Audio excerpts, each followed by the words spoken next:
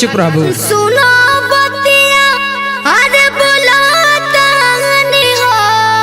का कहा ना जौवन ताहर झरेली रा बीरा उहे हमर सहेली रा बीरा जौवन ताहर झरेलिया बिया उहे हमर सहेलिया बिया अरे जौवन ताहर झरेली रा बीरा उहे हमर सहेली रा बीरा जौवन ताहर झरेलिया बिया उहे हमर सहेलिया बिया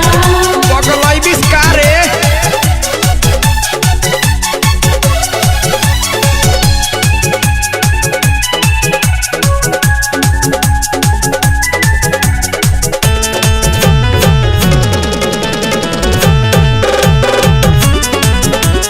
मेल जोल होता खूबे सुबह और शाम हो सपनों में ले तू बड़ा वो करे तू नाम हो करे तू नाम हो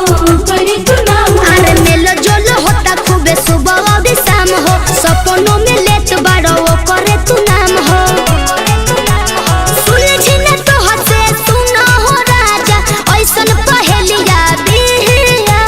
ना मनबू सब करबू। अरे सुन लो तू बतिया हाँ समझवा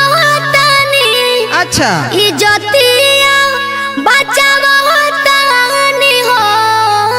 मराई बिस्का जौवन ताहर झरेलिया बीरा उहे हमर सहेलिया बीरा जौवन ताहर झरेलिया बिया उहे हमर सहेलिया बिया एहो जौवन ताहर झरेलिया बीरा उहे हमर सहेलिया बीरा जौवन ताहर झरेलिया बिया उहे हमर सहेलिया बिया हे भगवान तू ही समझाव।